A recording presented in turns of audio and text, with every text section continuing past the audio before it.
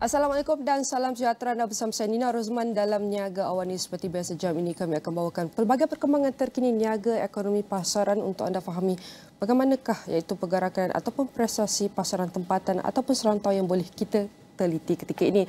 Dan pada topik utama untuk kita lihat adalah perusahaan mikro, kecil dan sederhana PMKS Malaysia yang telah merekodkan nilai dagangan ekspor sebanyak RM144.5 bilion pada tahun 2022 sekaligus mencatatkan pertumbuhan keluaran dalam negeri kasar KDNK sebanyak 11.6% pada 2022 mengatasi KDNK iaitu negara sendiri. Sudah tentu banyak yang telah dibincangkan oleh usaha kerajaan iaitu dalam ekonomi madani KSPRMK ke-12 termasuk juga dengan Belanjawan 2024 yang telah memberi tumpuan terhadap PMKS Malaysia. Dan sudah tentu kita nak lihat dalam pelbagai aspek bagaimanakah PMKS menjadi pacu pertumbuhan ekonomi. Sudah tentu kita nak lihat daripada aspek perdagangan ekspor. Bagaimana untuk kita pacu potensi dan juga peluang dalam perdagangan ekspor. Sudah tentu kita akan berpersilakan tetamu kita yang sudah bersedia dalam studio untuk mengulas lebih lanjut tentang perkara ini adalah Encik Abu Bakar Yusof, merupakan Timbalan Ketua Pegawai Eksekutif Pembangunan Pengeksport Matrik. Saya nak ucapkan terima kasih Encik Abu Bakar kerana sudi meluangkan masa bersama kami. Sudah tentu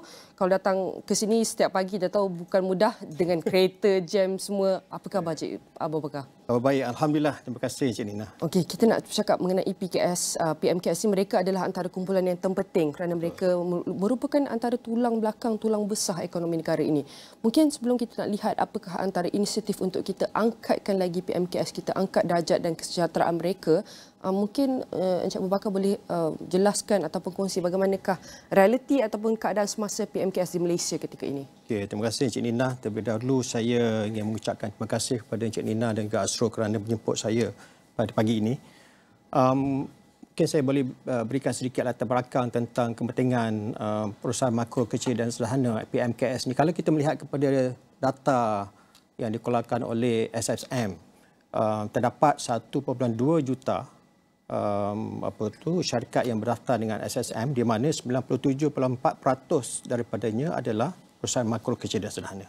Seperti mana yang Cik Nina kongsikan sebentar tadi, pada tahun lepas syarikat PMKS ni telah mengekspor sebanyak 144.5 bilion ringgit, iaitu kalau ikutkan dari segi sumbangan kepada ekspor secara keseluruhan negara pada tahun lepas adalah sebanyak 10.5%. Dan tetapi dari segi peningkatannya kalau kita bandingkan pada tahun 2021 telah meningkat sebanyak 16.3% berbanding pada tahun 2021 peningkatan sebanyak 5.4%. Jadi menunjukkan walaupun sumbangan pada masa ini masih lagi pada tahap yang rendah, tetapi dari segi peningkatan itu kita nampak yang PMKS ini semakin aktif, semakin agresif untuk melebarkan perniagaan mereka ke peringkat antarabangsa. So sebenarnya kalau mengikut realiti semasa PMKS ni, kalau kita lihat, kita sebenarnya terkesan daripada pandemik COVID-19 pada tahun 2020, 2021, dan apabila kerajaan mengumumkan bahawa sempadan Malaysia dibuka pada April tahun lepas, kita dapat lihat dari segi aktiviti ekspor ni kembali pulih, di mana PMKS kita ni dah mula dah diorang terlibat dalam aktiviti ekspor secara fizikal. Cuma pada tahun 2020 apabila pandemik ini bermula, Matrik ada menjalankan satu kajian impak terhadap PMKS dan juga pengekspor, di mana antara faktor-faktor utama yang dinyatakan oleh PMKS adalah pertamanya yang paling common, yang paling penting, yang paling terkesan adalah aliran tunai. Disebabkan oleh penutupan sempadan global dan sebagainya, jadi memang syarikat PMKS ini tidak dapat menjalankan aktiviti mereka secara seperti biasa.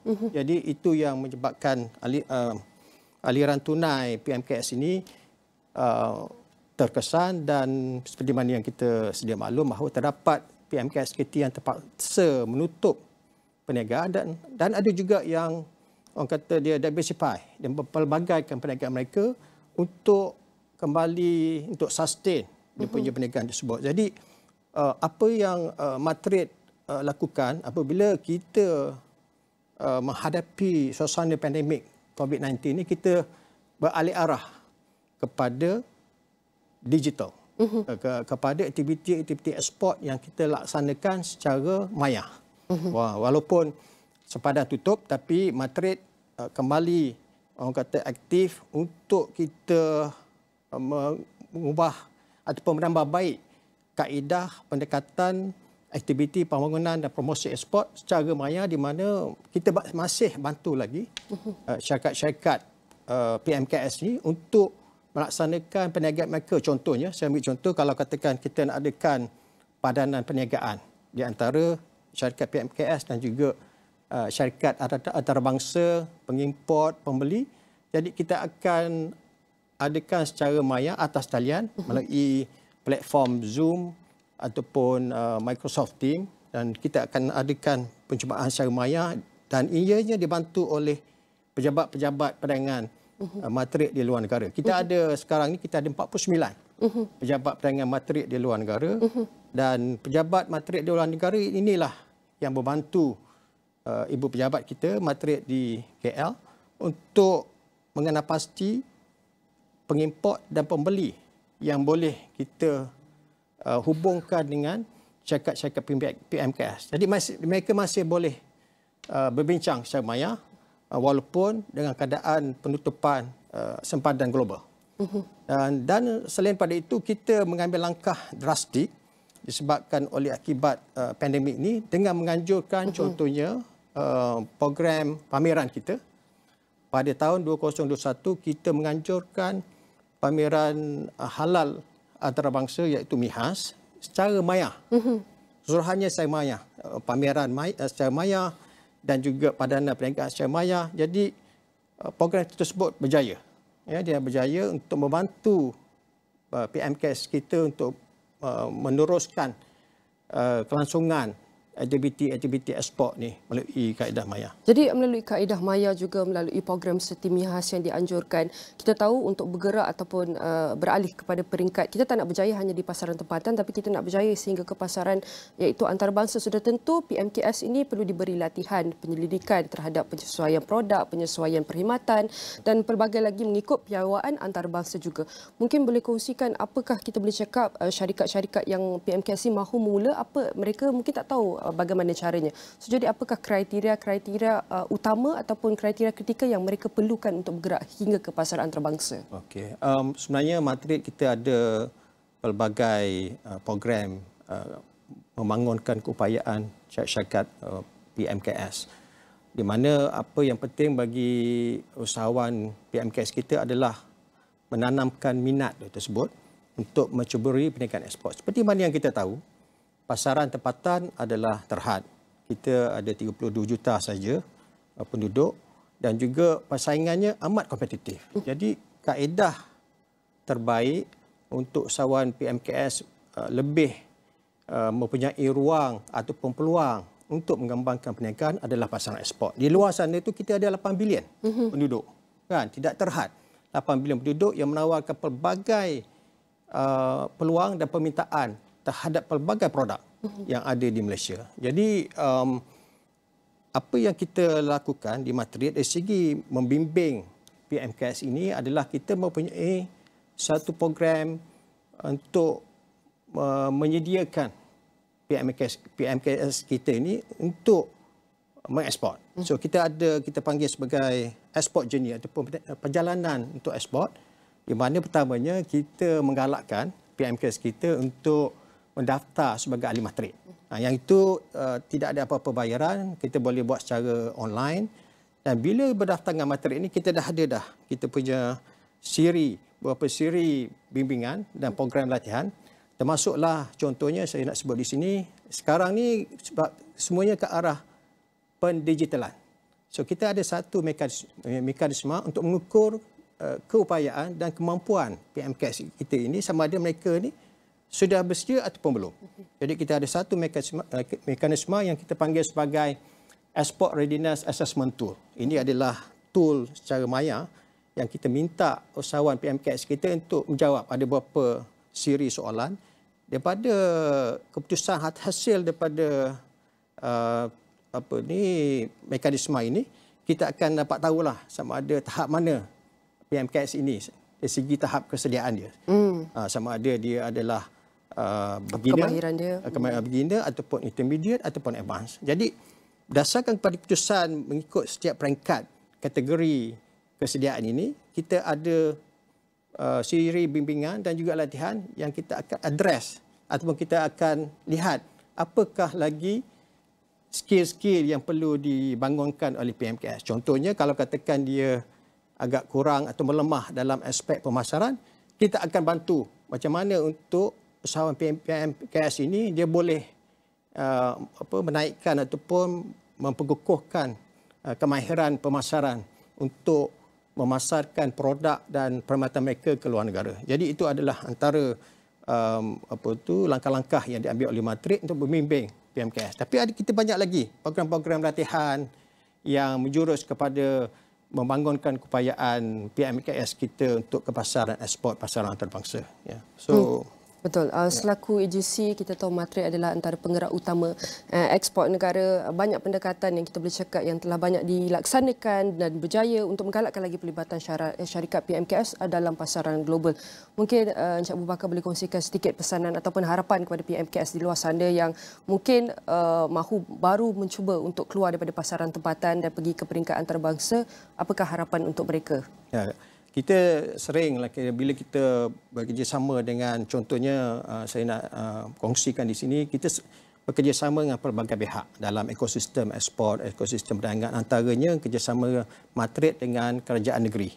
Ya, kita ada satu program yang kita panggil sebagai Hari Ekspor di peringkat negeri, di mana kita akan outreach ataupun berhubung dengan syarikat-syarikat PMKS bagi kita menanamkan kesedaran dan minat PMKS ini untuk melebarkan atau mengembangkan brand mereka ke luar negara. Sebab usahawan PMKS ini dia dah ada produk dia. Dia dah ada perkhidmatan dia.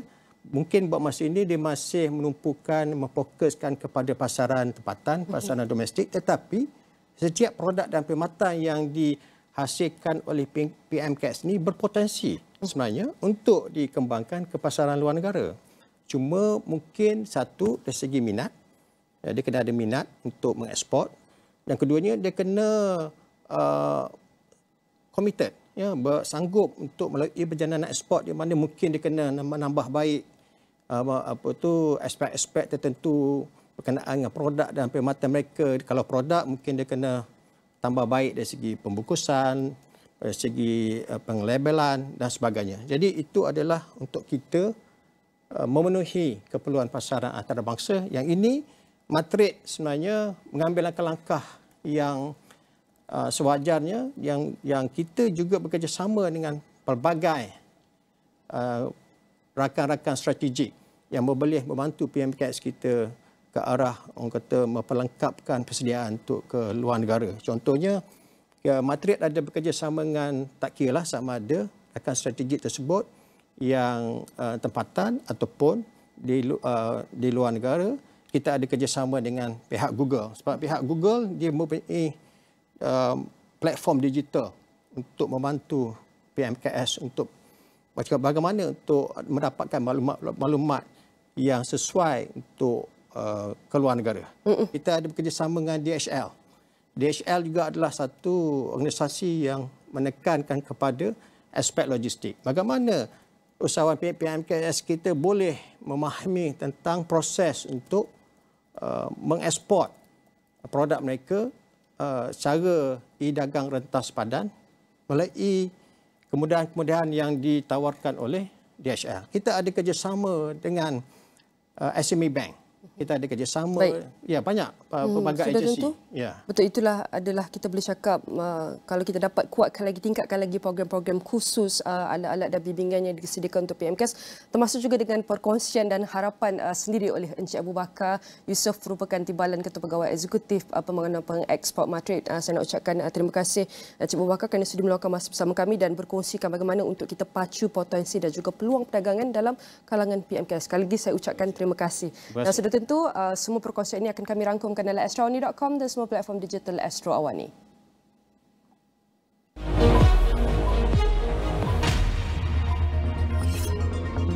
Perak Transit Berhad kekal dalam laluan pertumbuhan di tengah-tengah usaha untuk mempelbagaikan perniagaan dan aliran pendapatannya.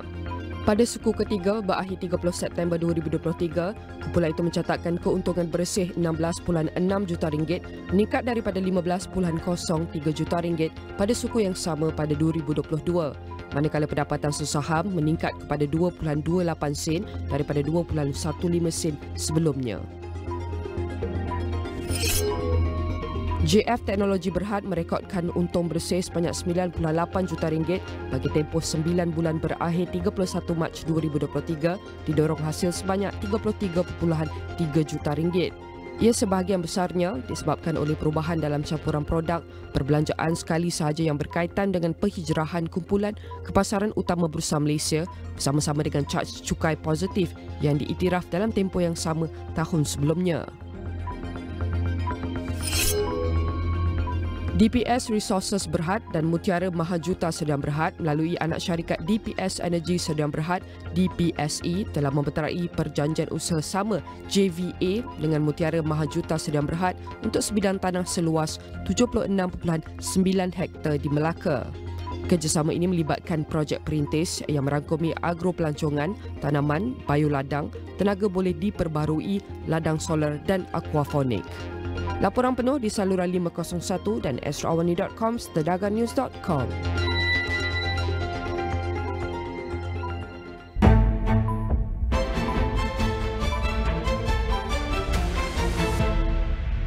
Magnum Matcha Crumble baru. Aiskrim matcha lembut, saluran coklat tebal dan cebisan biskut rangup. Magnum Matcha Crumble baru. Magnum, kenikmatan sejati. Hello Putrajaya. 25 November ini, adakah anda ingin bertemu bintang-bintang kami secara bersemuka? You ex-girlfriend Hang Zuhao. Oh my god, am I right? Untuk pelanggan Astro, sila ke Astro Rewards di aplikasi My Astro untuk menebus pas-pas sesi temu mesra anda. Bagi bukan pelanggan Astro, langgan Astro dan dapatkan pas VIP. Jumpa di sana. Dulu kau semua ni sampah. Geng, Eden tak mau nak apa-apa tau. Eden nak menang. Ingat, kita semua bukan sampah. Masanya sudah pun tiba untuk grand finale Jelajah Jiwa SME. Sesi perkongsian oleh pakar, bengkel usahawan serta sesi saya jual antara himpunan aktiviti yang bakal berlangsung. Jadi para usahawan PMKS, jangan lepaskan peluang untuk level up bersama-sama. Jom datang beramai-ramai 24 hingga 26 November ini. Dibawakan oleh penaja utama Jelajah Jiwa SME, Unify Business, rakan digital pilihan anda. Perkembangan situasi semasa. Wujud kenaikan harga ayam memang berlaku di tempat-tempat tertentu. Kementerian Sumber Manusia akan menjalankan operasi di seluruh negara. Kita mahu menghindari unsur-unsur buruh paksa di negara kita. Berkenaan aspek kawasalia di TikTok Shop. Rumuskan dan kita kumpulkan apa tindakan pihak kerajaan. Sudah tahu salah namun tetap berdegil. Apa boleh tengok semua channel Astro. Astro First pun ada. Hanya di Awani 745.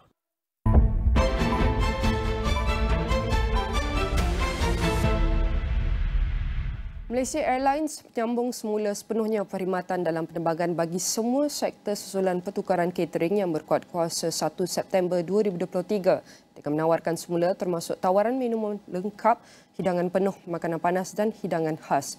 Pengarah Urusan Malaysia Aviation Group, Datuk Kapten Izham Ismail berkata, syarikat penerbangan itu turut memperkenalkan tawaran makanan dan menu yang ditambah baik bagi semua sektor untuk meningkatkan pengalaman menjamu selera dalam pesawat. Menurut pengarah urusannya, Datuk Kapten Izham Ismail berkata, kini MAG mempunyai kawalan bagi melancarkan menu baharu mengikut cara tersendiri tanpa perlu berunding mengenai kadar seperti yang pernah dilakukan dengan Brahim's Food Services Sdn Bhd BFS sebelum ini. Beliau juga berkata sudah menoktahkan perkhidmatan dengan Brahim dan tidak menolak kemungkinan untuk menubuhkan unit catering sendiri pada masa akan datang. So that one, I'm not able to talk about our 30% stake in Brahim, but electively, Malaysia Aviation Group has moved on. So we have moved on. We are currently evaluating our future, potentially setting up our own catering unit, and we are currently inviting technical partners, financial partners to participate with us. Beliau juga mengakui terdapat kekurangan dan kritikan yang lantang semasa peralihan catering. Namun MAG tetap optimis meskipun terpaksa menambah kos pelaburan demi keselesaan penumpangnya. So, of course, our ambition is to provide better quality products to our consumers, our customers, our passengers. We do see a rise in our cost slightly, about 2.5% of our total cost. Yeah, that's the money that we investing to, I would say, to wow our customers. Perkhidmatan lengkap yang ditawarkan semula ini adalah susulan penghantaran 10 lagi truk high lift yang memulakan operasi pada akhir Oktober 2023. Sekaligus membolehkan syarikat penerbangan itu meneruskan perkhidmatan yang penuh dalam penerbangan sejak 1 November 2023. Sebagai sebahagian daripada pelan kesinambungan perniagaan cateringnya, syarikat penerbangan itu menubuhkan pusat pengedaran sementara MAG Catering Operation MCAT untuk menguruskan pengumpulan barang makanan dan minuman serta mengangkat kotak makanan dalam pesawat menggunakan truk high lift. Fasiliti MCAT itu mematuhi sepenuhnya piawaian keselamatan yang ditetapkan oleh pihak berkuasa penerbangan awam Malaysia CAAM dan pihak berkuasa kesihatan tempatan.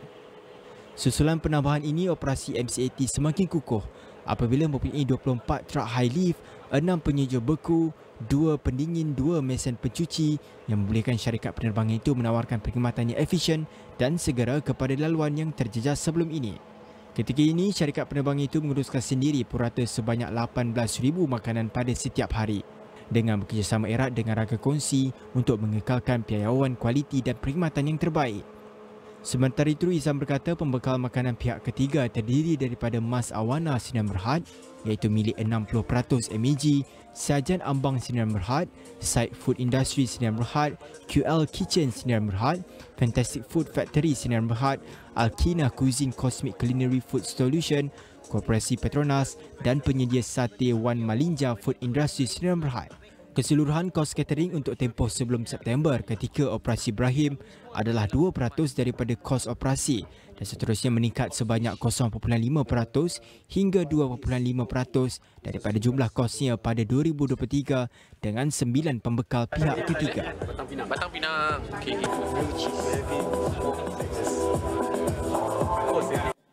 Malaysia Airlines Berhad MAB akhirnya bakal menerima kehadiran pesawat Boeing 737-8 pertamanya pada Khamis selepas hampir 4 bulan tertunda. Pula itu dalam satu kenyataan pada Isnin berkata penerbangan komersial pertama model itu dijadual pada lewat bulan ini dengan tumpuan laluan serantau. Astro Ani berkesempatan melawat kilang pembuatan Boeing di Renton, Seattle, Amerika Syarikat baru-baru ini. Visual anda saksikan ini adalah model pertama 737-8 terbaru milik syarikat penerbangan negara. Pesawat baru itu memaparkan pelbagai penambahbaikan menarik sebagai sebahagian daripada rancangan pemodenan pesawat Malaysia Aviation Group MAG. Kesemua 25 pesawat 737-8 menerapkan rekaan moden dan kaya dengan warisan Malaysia melalui reka bentuk livery, menyerlah dan kabin yang selesa. Dalam usaha kumpulan itu menambah baik pengalaman pelanggan secara keseluruhan. Menurut syarikat penerbangan itu, livery pesawat ini membawa transformasi besar syarikat termasuk visi dan aspirasi Malaysia Airlines sebagai syarikat penerbangan kebangsaan. Logo ikonik WOW dihiasi dengan motif songket dalam warna emas yang elegan sekaligus melambangkan visi syarikat untuk terus terbang tinggi membawa jati diri negara ke seluruh dunia. Sama seperti pesawat B737-800NG yang diperbarui, pesawat 737-8 juga akan dilengkapi dengan sistem hiburan dalam penerbangan IFE tanpa wayar syarikat MH Studio yang menyediakan pelanggan dengan lebih 500 pilihan hiburan atas permintaan serta pengalaman membeli belah peribadi. Ketua Pegawai Eksekutif Penerbangan MAG Ahmad Luqman Muhammad Azmi berkata pengenalan pesawat 737-8 ini akan menetapkan standard baru dalam penerbangan serta menggabungkan yang terbaik dalam budaya Malaysia. teknologi terkini dan amalan mampan untuk mencipta pengalaman terbang yang tiada tandingannya. Mengekalkan identiti syarikat dalam membawa nama negara, rekaan kabin menerapkan motif songket pada sarung kerusi berwarna biru dan kelabu. Butiran seni ini tidak hanya menambah daya tarikan estetika tetapi juga memberi penghormatan kepada budaya kaya Malaysia, membolehkan penumpang untuk meresap ke dalam warisan negara sejak saat mereka melangkah ke dalam pesawat. Sebanyak 25 model 7378 dijangka diserahkan secara berperingkat sehingga 2026. Model ini sama seperti rangkaian 7378 Malaysia Airlines yang lain. Ia dijangka berfokus kepada penerbangan serantau termasuk sektor yang lebih jauh seperti Kuala Lumpur, Kathmandu, Colombo dan Hong Kong.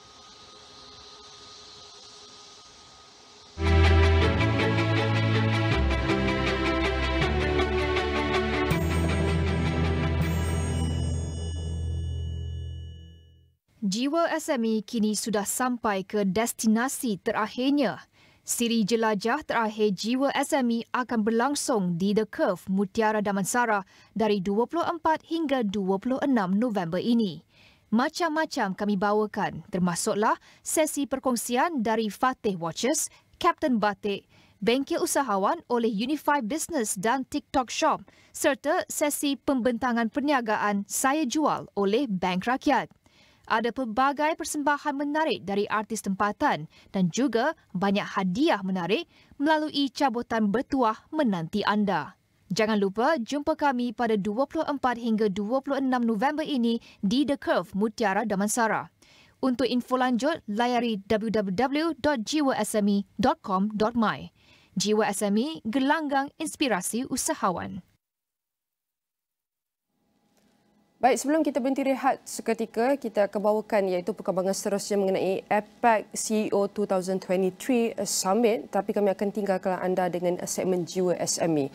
Bermula dengan hanya minat melihat penternakan udang lobster air tawar melalui YouTube, kini anak muda dari Pontian Hafizul Alif Abu Bakar, 32 tahun, mengorak langkah menternak udang lobster sebanyak 700 ekor.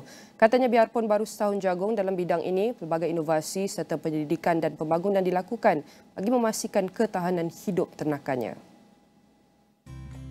Hafizul Alif berkata, dia mengasingkan benih lobster air tawar yang dibela atas tanah, lobster liar air tawar yang diperolehi dari pemancing dan lobster air tawar yang dibekalkan. Katanya kesemua lobster air tawar ini akan diasingkan dalam kolam canvas bagi melihat ketahanan mereka. Bagaimanapun, tempoh 6 ke 7 bulan diperlukan bagi melihat perkembangan ternakan sebelum dipasarkan. Cuma cabaran dia lah. Cabaran dia tu kita kena nak kawal dia punya kualiti air dari segi pemakanan dia, benda semua dia, suhu air dan amonia lah. Itu yang kita kena ni lah. Kita kena ambil kira lah. Dengan kadar kematian tu, memang kita kalau boleh sekarang, untuk masa sekarang ni, kita kena kurangkan. Jadi kebersihan air, kualiti air tu sangat main peranan lah buat masa sekarang ni. Alhamdulillah, inovasi tu pada saya kita dapat peluang ni, kita try and adjust. Kita dah dapat peluang untuk buat macam ni. UTM dan Teraju bagi kita peluang untuk buat projek ni. Jadi apa yang kita jalankan projek ni based on UTM punya guide juga. Okey, jadi kita try and adjust. Mana yang sesuai kita apply dekat kita punya tempat ni lah. So far alhamdulillah setakat ni memuaskan lah. Ada improvement lah daripada segi R&D tu lah. Okey, kalau ikutkan daripada peringkat permulaan awal, memang saya ada buat pembenihan sendiri. Pembenihan sendiri ni saya ambil daripada lobster-lobster yang orang kata dah matang untuk berkahwin lah. Okey, dan telur dia tu saya akan asingkan dekat dalam satu kolam khas. Okey, sampailah telur dia matang dan anak dia gugur dan mak dia kita asingkan semula lah. Itu yang pertama. Selepas tu untuk penuaian pula ikutkan daripada 6 bulan, 6 ke 7 bulan sudah boleh dituai lah. Maknanya lobster tu saiz dia dah 6 ke 7 inci. Baru boleh dituai. Sebesar tapak tangan lah. Sebesar tapak tangan lah, panjang tapak tangan. Baru boleh dituai lah. Jadi untuk Menurut Hafizul Alif, pembenihan induk itu dilakukan sendiri. Katanya sangkar ibu lobster telah diinovasikan agar telur matang yang menjadi anak akan luruh dengan selamat. Tambahnya, sekiranya tidak diasingkan, lobster dewasa cenderung jadikan anak lobster sebagai makanan. Bapa kepada seorang cahaya mata ini adalah salah seorang peserta Geran Padanan Teraju bersama Universiti Teknologi Malaysia UTM.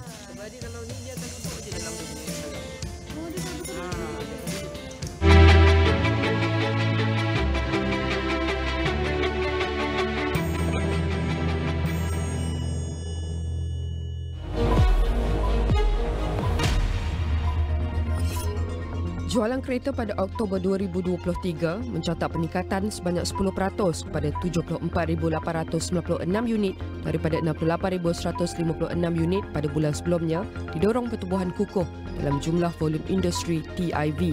Menurut Persatuan Automotif Malaysia MAA, jualan Oktober mewakili TIV bulanan kedua tertinggi pada 2023 selepas 78,849 unit dijual pada Mac lalu. Selain kali ketiga tahun ini, TIV bulanan melebihi sasaran 70,000 unit. Bina Darul Aman Berhad BDB memeterai memorandum persefahaman MOU bersama Energize Sedan Berhad bagi meneroka, membangunkan dan mempromosikan inisiatif yang menyumbang kepada pembangunan mampan ekonomi hijau. Yayasan ASEAN dan Google.org menerusi program literasi digital DLP ASEAN telah memperkenalkan platform e-pembelajaran Digital Class ASEAN.org sebagai daripada komitmen mereka terhadap kemajuan literasi digital merentas rantau ini. Platform tersebut memberi tumpuan kepada keterangkuman dan ketercapaian, menyediakan peralatan penting untuk menyokong individu kurang upaya dalam perjalanan pembelajaran mereka.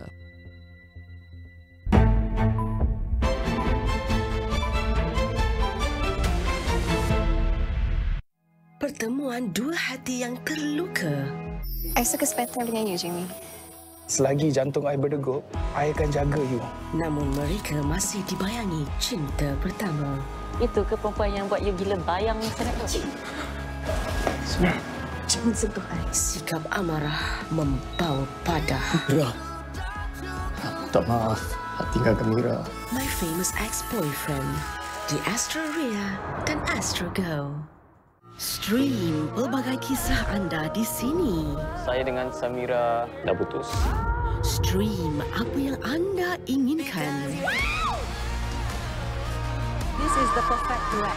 Stream apa yang anda takuti. Guys. Hi, Megan. I'm Kaden. I won't let anything harm you. Hai, itu dia bonda. Kejelantan stream yang anda suka. Dia cuma dicurinya. Di sini, dunia filem memberikan lebih daripada sekadar pengalaman sinematik untuk seluruh keluarga. Switch sekarang.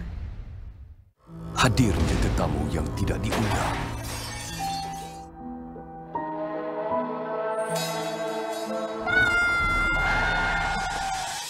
Tak rasa pelik.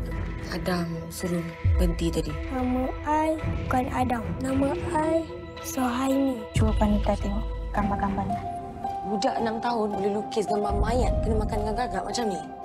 Berkelakuan aneh. I dah buat breakfast special untuk you. Pintu ni rosak balik macam itu, bos. Adam buat apa ni? Dia tolong repair pintu tadi. Sama ada benda dalam badan. Mungkin Adam bukan Adam. Di Astro Ria dan On Demand.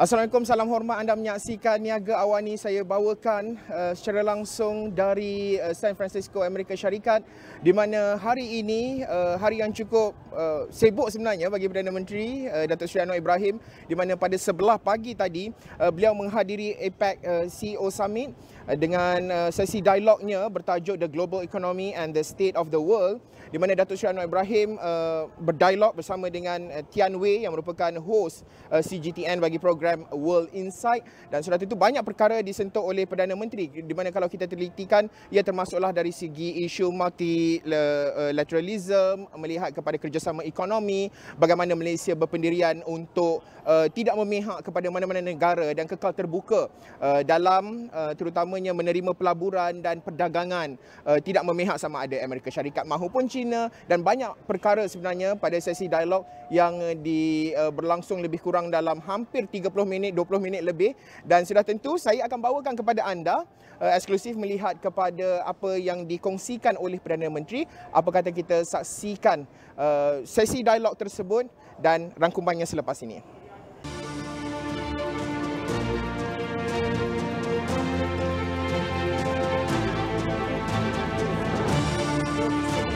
Yeah, thank you.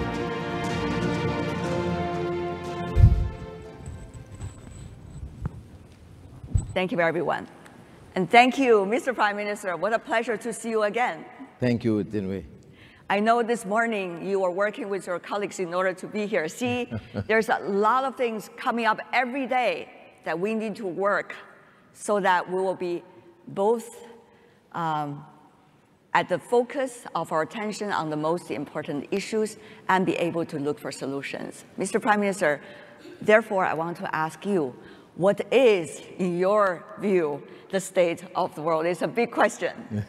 But coming from political leaders' perspective, Mr. Prime Minister, what does this region mean, Asia Pacific, in terms of bringing the best to the state of the world, from your perspective? Thank you, Tin Wei. Should always start with the easy questions, not the difficult ones. I'm familiar with Tin Wei for a number of times, and thank you for this opportunity. It's an August Assembly and important players and role. You started with this question about the role of political leadership. There's a lot of this of trust deficit among political leaders, and you want a vibrant democracy and to promote development. Then the role of the private sector, captains of industry, becomes more pivotal, more relevant, more critical now than ever before. And APEC remains to be one of the more significant and has to play a dynamic role. There have been naysayers, negative perceptions, but I still believe APEC is like the Rock of Gibraltar.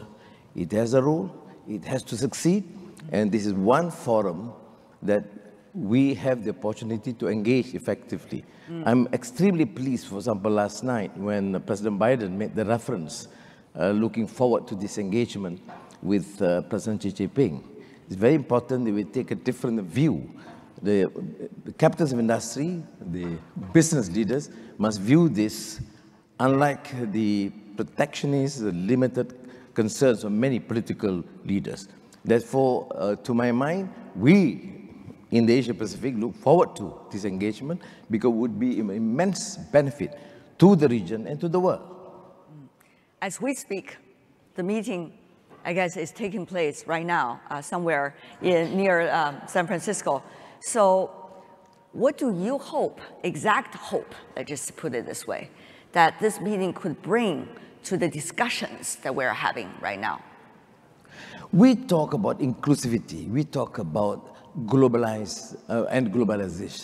We have to accept that the global situation, geopolitics has changed. And we in Malaysia, for example, in the region, do acknowledge that. China has a role and has to be engaged effectively. There must be effort, greater effort, to ensure that it is part of the global community. Well, there is competition, fair. But this engagement, for example, between President Biden and Xi Jinping, to me, it is critical because it should give a clear message that we are here to be able to work together and trust each other to resolve serious problems, climate issues in Ukraine or Gaza. There are too many contentious issues in the world, and you must try and engage, accepting the fact that you may not achieve all the desired results, but this engagement is important to try and establish areas that we can work together. Countries like Malaysia and ASEAN cannot be forced to see the world and the big powers in the Cold War mindset. United States, for example, being a traditional ally, has done an immense task in the early phase of development. The total, example, the total investments and trade with Malaysia is led by the United States. But things are changing. There's increasing trade investment with China. So why then put us in the fix, in the zero-sum game? For the benefit of countries, emerging economies, and also for the West and the East. I believe that the solution is, of course, greater collaboration. And this Cold War mindset must end, because the world in the post-normal times is more chaotic, more complex, and full of contradictions. It requires leaders with vision, with commitment, with shared ideals to be able to resolve it effectively. And do you think your idea is representative of your colleagues from ASEAN? Well, we have built some sort of consensus, even the more contentious issues like Myanmar. There are, of course, particular differences, but we all share the view that it must not be unjust, it must not discriminate, it must not continue with atrocities against your own people. So there is a 5-point consensus. There are absolute differences. Right. Similarly, with the United States, also China, there are different level of emphasis. But generally, we want to preserve the region, the most vibrant economic region, as independent. If I, in Malaysia, would use the term fiercely independent, to express our views, to share our concerns, but to accept the stark realities. The United States and the West remain a very important ally to us, and China is a very important trusted neighbor that would help in our attempt to propel the economy and ensure a peaceful, vibrant region economically. Let's talk about the economy. Mr. Prime Minister, I know you and your colleagues have been working on that within your own country, but also looking at the region. We see some of the important trade mechanisms working extremely well in the Asia-Pacific region. CPTPP, for example, is one of those. And also we see RCEP as well. So how do you see these kind of trade mechanisms are helping us?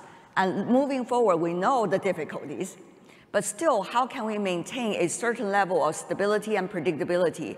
Earlier, you heard Mr. Morris coming from the business perspective, asking for that as business leader. So, Mr. Prime Minister. I don't think we have a choice. We emerge as a relatively more successful country economically, Malaysia, registering 9–10% growth and even budget surplus in the 90s, because ours is a trading nation. Through FTAs those days, the more FTAs we have, the more beneficial it is for the country. Now, with new mechanisms in place, we should fully utilize. That is why I say that, and I believe that countries must be able to engage more and accept the fact that a multilateral arrangement is more beneficial. And multilateral arrangement means that countries cannot be marginalized or discriminated for ideological reasons, for other reasons, issue hegemony, whatever. So that is my position. And I think most countries in ASEAN share this view. Let's talk about some of the synergies among economies in the Asia-Pacific region. We see there's a debate about the so-called global north, so-called global south, but actually between the north and south, and even among the so-called south itself, there's tremendous synergy going on. I could put on the example between Malaysia and China, but of course that's only one of those many examples. So how do you see these kind of synergy that are already taking place, despite of the fact that we have difficulties geopolitically for the world? I don't share a view of this bifurcation of contradictions. That's why I always stress upon the new realities, that the old mindset of the Cold War must end. It does not mean it has ended. Look at the COP28. What is our concern? The industrialized, rich countries committed to pay 100 billion and it's not forthcoming. So many other impositions for the emerging economies. And I think, to me, it's unhealthy. We need to, therefore, have an effective mechanism that we will not have this sort of division. Now, and that's why I say I still maintain that the only way forward is to see us as one community. Climate change is not something peculiar to the West or the East. We all suffer immensely. And I even referred to the issues either Ukraine or Gaza. We all suffer. And these issues should not be allowed to further divide, to sow the seed of dissension. And we must have a common vision, I mean, including, of course, the private sector. I don't believe that, at least I see the new dynamics and narratives on CSR, on inclusivity, on justice, on better wages for the workers, on issues of climate. There are total concerns, and these are universal concerns. What we lack in politics, in business, in my humble view, is lack of humanity, lack of compassion. We compartmentalize people. We sow the seed of differences and dissension. And I think this has to change. I'm appealing to you to help this discourse, to present a new narrative. You can't depend only to the political leaders because they have been entrusted, and to a large extent, to some extent they have succeeded, but to a major extent they have also failed miserably. So we need now the new configuration where the private sector should play a more dominant and assertive role together with the civil society to make sure that whether you call it democracy or participatory democracy or people's engagement work. And I state my case. But how would you be of support for that? We see country different one from another. When you are encouraging the business communities to engage more, of course, the business communities also have their core issues to work on. For example, how to make the business healthy. So the political leaders have to be accountable. It's true. And also has to be supportive. Yes. Providing the platform for everybody, including many of the brilliant business leaders here. We should all be accountable. I mean, business leaders too. You know, I've been quite unpopular in some of my remarks when we had to deal with this scandal, one MDB scandal. I said it would not have happened without the complicity of some international financial concerns, including, in that case, Goldman Sachs. So I think we all must have this humility to accept that things have to change and to acknowledge that we had some limitations. And on humility, you know, my standard quote is from T.S. Eliot. The only wisdom we can hope to acquire is the wisdom of humility. And humility is endless.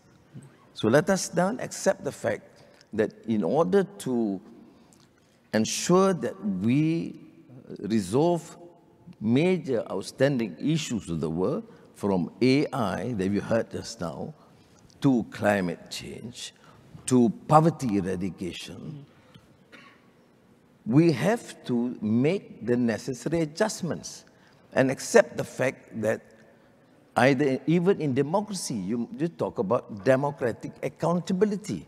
It's not just elections every 5 years, but so the accountability is not only among political leaders, but also business leaders and civil society leaders. And it is, in Islamic tradition, interesting enough, one of the sayings and traditions of the Prophet Muhammad, which we learn from the early age, is that all of you are responsible and all of you, without exception, is accountable for your action and your deeds.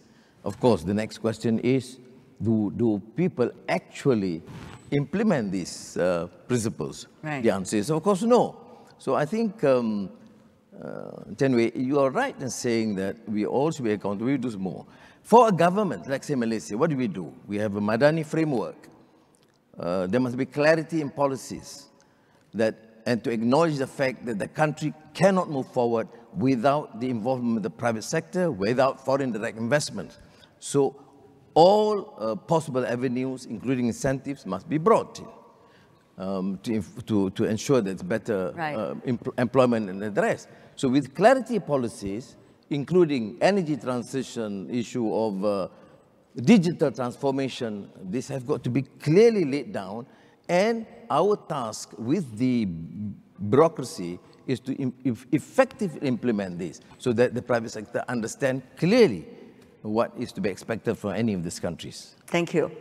Mr. Prime Minister, I really enjoyed the quotes that you had from both the saints and the poets.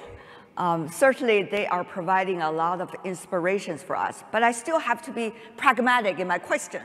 We are seeing the coming year, 2024, with many elections going on in the world. These economies, big, small, and yet there's always an issue of how political leaders are going to work on their domestic agenda vis-a-vis the state of the world.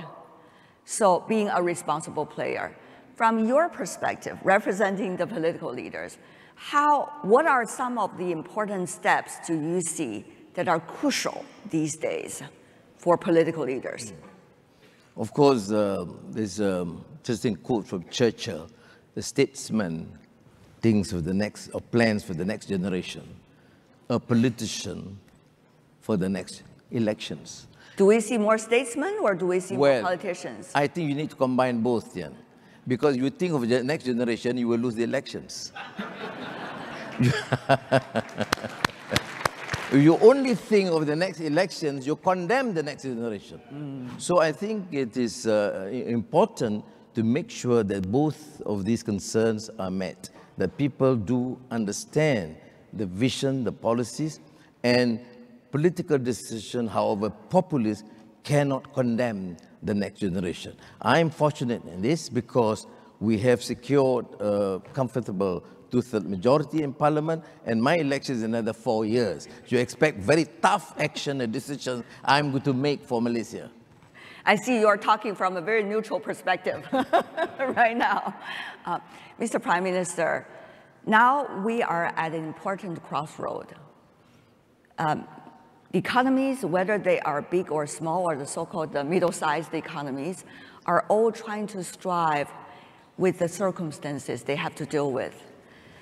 What do you think are some of the most important tools for political leaders like you to work with your business communities and also work on the economic partnerships with your friends and partners in the Asia-Pacific region?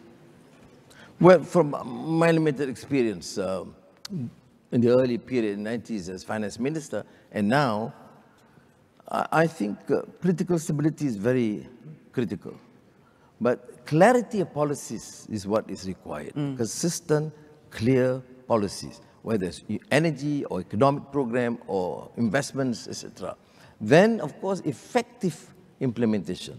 We all talk about ease of doing business. We all talk about one-stop agency. And I used to remind my bureaucrats, the one-stop agency does not mean that it stops there. You know, it means that you have to facilitate and accelerate the process with clear procedures and policies. And I think if that is done, I'm very fortunate, for example, from China, from the United States, from Europe, and also the region. We have established or record investments far exceed our projections. I mean, I'm talking about real huge. And this signifies a confidence in the private sector to the way we decide policies and we do business. My take, based on our past experience, is good governance. We must be tough on policies and tough against corruption and this way of doing business, squandering public funds to enrich those in power. And that is made very clear. I think we are on the right track to propel the economy in the country in the next few years. Very ambitious, and I think based on the track record in the last 6-7 months, we can achieve that. Finally, before we go, we only have 30 seconds to go, Mr. Prime Minister.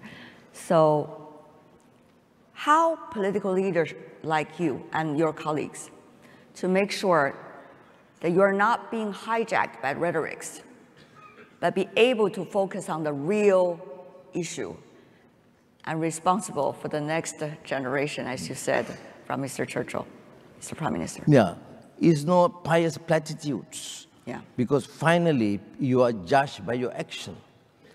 People do give some allowance in the first few months, grace period, but then they will have to see whether you mean business. All political leaders, all opposition leaders come up and attain power by fighting corruption and abuse of power. The test is when you are in the responsible position, whether you can really deliver. The second, of course, clear economic policies. And you're right, because people become, that's why I started with trust deficit against leaders and political leaders, because the rhetoric, the pious platitudes is not met with concrete action. And thank you very much again. I need your support. Malaysia and ASEAN is the most stable and vibrant place to invest, and I look forward to meeting you individually in Malaysia. God willing, inshallah. Thank you very much. Thank you so much, Mr. Prime Minister. Appreciate it. Thank you. Thank you. Great to see you again. Good to see you again. Okey, itu dia tadi apa yang anda saksikan sesi dialog Perdana Menteri dalam APEC CEO Summit di mana yang bertajuk The Global Economy and the State of the World. Kalau kita telitikan antara tumpuan ataupun poin utama yang disebutkan adalah dari segi hubungan antara Amerika Syarikat dan juga China, dan pada masa sama hubungan yang baik antara Malaysia dan China mengekalkan kerjasama tersebut, dan selain daripada itu mengangkat multilateralism terutamanya dalam cabaran global pada ketika ini. Dan sudah tentu banyak lagi laporan-laporan menarik akan saya bawakan dalam buletin-buletin Awani yang seterusnya. Kekal bersama dengan Astro Awani, dan saya bersama dengan Editor-in-Chief Ketua Pengarang Astro Awani Aswad Ismail akan membawakan perkembangan lanjut dari semasa ke semasa sepanjang APEC 2023 langsung dari San Francisco, California, Amerika Syarikat. Sekian sahaja untuk waktu ini. Saya Haris Ashraf Hasnan. Terima kasih kerana menonton. Assalamualaikum. Salam hormat.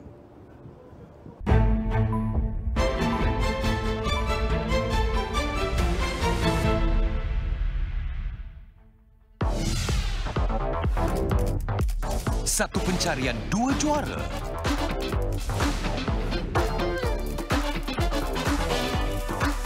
Let's go.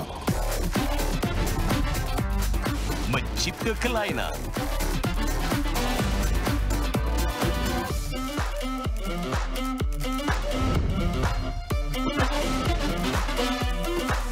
Let's go.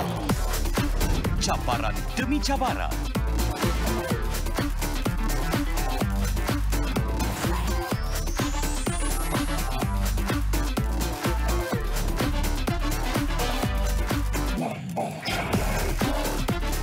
Siapakah yang mampu bertahan? Julung Gali, 8 hero, 8 dewi digabungkan untuk menjadi bintang Hero Dewi Remaja. Jumaat 10 malam di Astro Ria dan On Demand.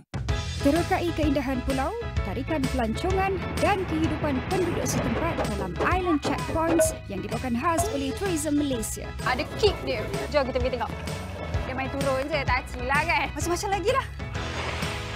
Bau dia. Ni bubur kunyit, boyak garam. Experience yang baru, kami. Memang cantik. Setiap Sabtu, 8.30 malam di semua platform Astro Awani. Dengan Astro